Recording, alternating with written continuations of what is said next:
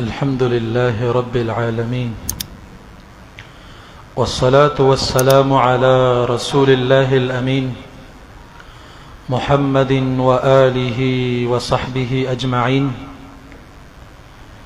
أما بعد، فأعوذ بالله من الشيطان الرجيم. بسم الله الرحمن الرحيم. قل بفضل الله وبرحمته فبذلك فليفرحوا هو خير مما يجمعون. وقال تعالى في مقام آخر: الله نزل أحسن الحديث كتابا متشابها مثانية تقشعر منه جلود الذين يخشون ربهم ثم تلين جلودهم وقلوبهم إلى ذكر الله. محترم عزتمند مسلمانان ورونو، خبري دا خطا سے تڑیری کیگی دا دین پا بارکی دا مسجد پا دی باندې آباد دے، او شیخ سے محترم تاسو تا ہر قسم مسائل او فضائل اغا بیان کردی دی. زما خبرو تا ضرورت نشتا دے، خو لیکن یو سو خبری با پا دی بنیاد باندې وکو چی محمد رسول اللہ صلی اللہ علیہ وسلم تا او ہر داعی تا دا اللہ رب العالمین دا پیغام دے: وذکر فإن الذکر تنفع المؤمنین. دی خلقو دا بار بار خبری کوا، تذکیر ولور کوا، زکا مومنانو تا چکم دے نصیحت فیدا ورکی. منگو تاسو طول انشاءاللہ مومنانیو، او منگ لبا دا رب العالمین خبری با چکم دے فیدا راکی، خو چکل پا دیتا توجه سرکینو. یو دو خبری اغز کول غارم. اول خبر دا زما محترمو، دا کم قرآن کریم تا چی منگ را غنڈ شویو او په دې میاشت کې ولستل شو په تراویحو کې،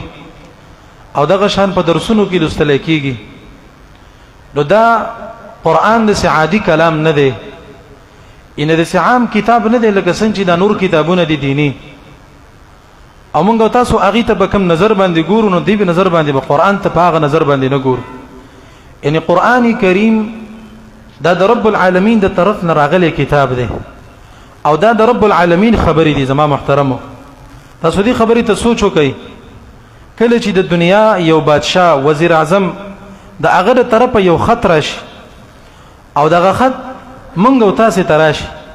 نو تاسو سوچ وکئ دغه خط به مونږ څنګه په عزت سره لولو. هر سړی به وایي لکه د وزیر اعظم د طرفه خط راغلی دی. خو لیکن د رب العالمین کلام هغه مونږ د دې خطونو سره نه یو شان کو. زما محترمو، د رب العالمین کلام د داسې کلام دی چې د قرآن کریم په وجه باندې د منګو تاسو چې په کوم میاشت کې وس روانیو، دی میاشت له الله رب العالمین په ټولو میاشت باندې عزت ورکړي. د عزت وجه صدا وجه د عزت امداد چې قرآن کریم په دې میاشت کې نازل شوی دی، او په دې میاشت کې لیلۃ القدر یو شپه ده چې په دې اخیری عشره کې راځي. په دغه شپه کې الله رب العالمین د قرآن نازل کړی دی. نو سوچو کې زما محترمو، د قرآن کریم د وجه نه په 12 میاشتو کې یو میاشت عزت ورکول کیږي. نو تاسو سوچو کې چې د یو مؤمن مسلمان سینې ته د قرآن کریم کوش، د یو مؤمن مسلمان په جبه باندې د قرآن لوستل کیږي، نو دغه انسان به څومره عزت وي د رب العالمین په نسبت باندې. مقصد زما د خبرې دا ده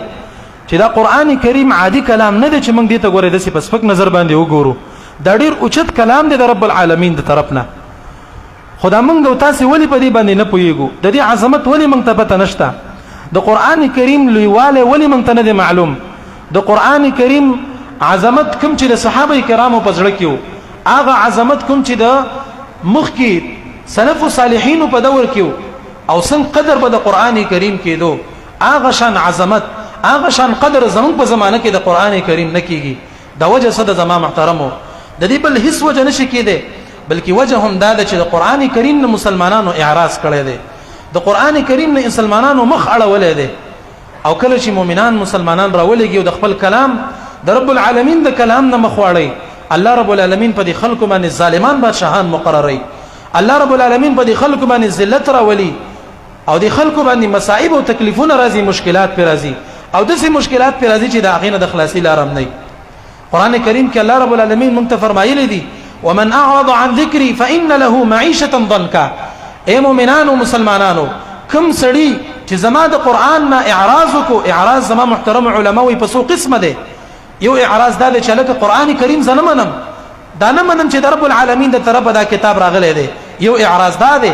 او دا اعراض سبب د کفر دی بدی سره انسان کافر کیږي زما محترمو یو بل قسم اعراض چې هغه اعراض په ممکن راتلش مؤمنانو مسلمانانو کې دا اعراض راتلش هغه اعراض دا دی چې د قران کریم تلاوت نه کول د قران کریم درس نه کیدل اصل د قران کریم معنا او دغه تعلیم نه کول زما محترم دا د قران کریم نه یو قسم له اعراض دی او کله چې د قران کریم نه اعراض راشي الله وی فإن له معيشه ضنكا دس مؤمن مسلمان او دس سړی له الله رب العالمین وي زندگی را تنگ کم د مونږ چنن پټینشن کیو خو پیسې را سره ډېری دي مال او دولت هم را سره شتا بچی مو شتا کاروبار هم خبر خبر دی خو بیا هم ذهني ټینشن دی مونږ ته دا وجه صد زما محترمو والله العظیم بل اس وجه نشي کېده مگر دا وجه چې مونږ د قران کریم نه اعراض کړی دی ومن اعرض عن ذكر الله فان له معيشه ضنكا یو بل سزا دا خو دنیوي سزا شو چې دنیا کې به زندگی لرنه تنګي اے مؤمنانو مونږ چې په دنیا کې دا وخت یو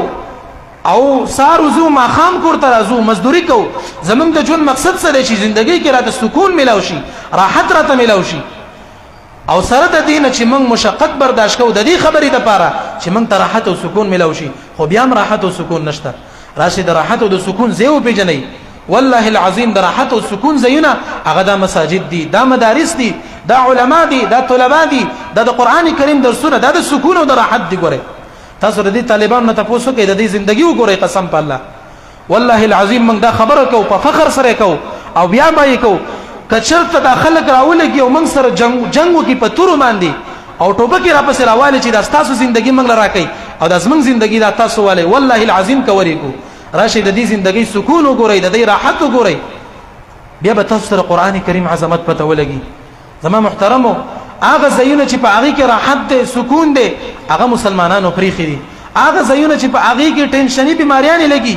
په هغه کې د زړه مرض انسان ته لګي د انسان ایمان پکې خرابيږي خلک د هغه د رب تډیر ميلان کوي تاسو وګورئ والله العظیم د انسان د زړه درد کې په دې زمانه کې د مؤمنانو تعداد ته وګوره د مسلمانانو تعداد ته وګوره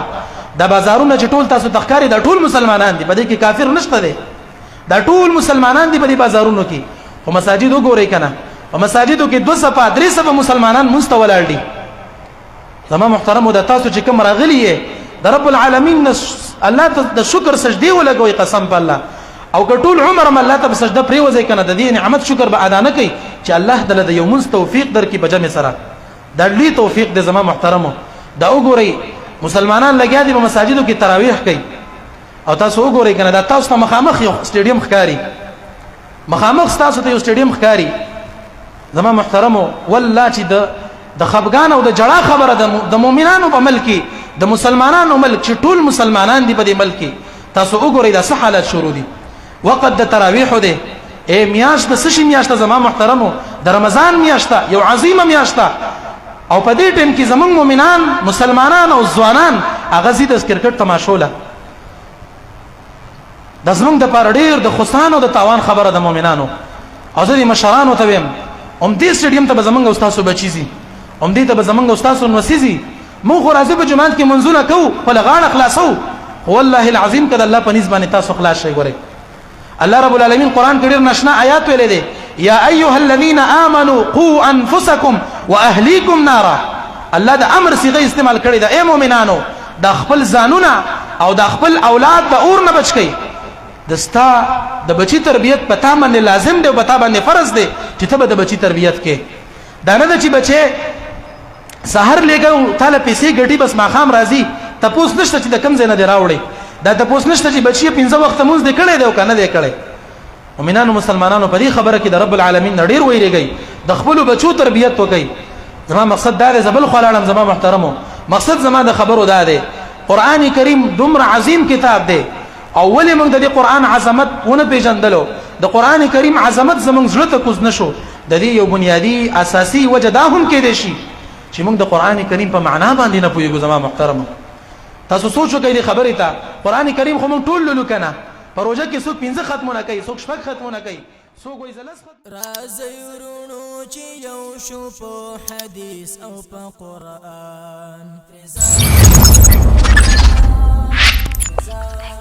قربان